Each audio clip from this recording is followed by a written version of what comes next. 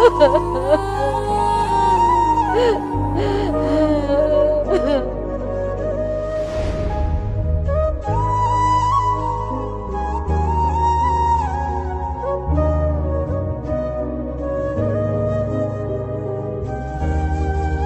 আলাইকুম professor sir.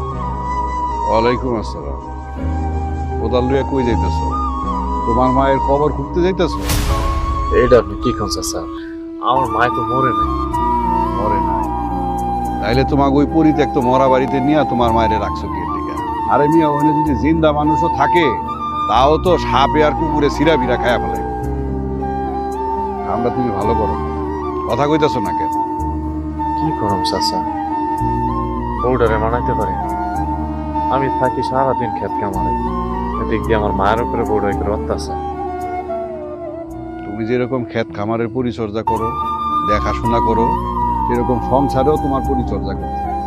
তোমার মায়ের দেখভাল করতে হবে, তোমার মায়ের দায়িত্ব তোমারই নিতে হবে।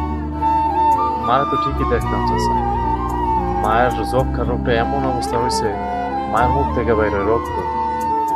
আমার ঘরে হচ্ছে ছোট একটা পোলা, পোলাটারও যদি মরণ রোগে ধরে, আমি বাপ হয়ে তো আমার পোলাটার জীবনটা মরণের দিকে ঠেলা দিতে পারি না। দেখবে বাজার, তোর বাপ মরছে তোরে ছোট রাইখা, তোর মায় তোরে কত কষ্ট কইরা কোলে পিঠে কইরা মানুষ করছে, এটা আমরা দেখছি। মাথায় রাখে নাই উকুনে খাইব বইলা, জমিনে রাখে নাই পিঁপড়ায় খাইব বইলা, সেই মায়ের লগে এমন আচরণ করছস, কামটা একদম ঠিক হয় নাই। আমার কাম আছে, আমি গেলাম। আসসালামু আলাইকুম।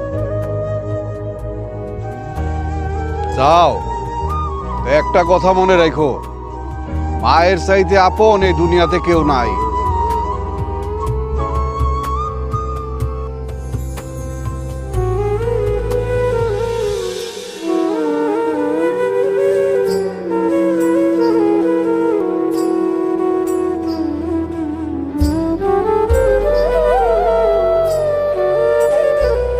বাবজান কি করে?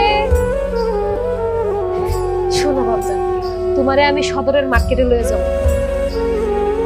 প্যান্ট শার্ট, তারপর তোমার পছন্দের যতগুলো খেলনা আছে আমি সব কিনে দেব। আসলে আচ্ছা ঠিক আছে, তোমার যখন মন চায় তোমার তখনই লয়ে যাব। এখন অল্প কয়টা খাইয়া লও। আমি কিচ্ছু খাই না।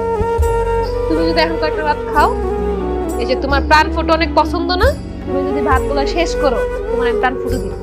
চলো। ভাতও খাবো না, কিচ্ছু খাবো না।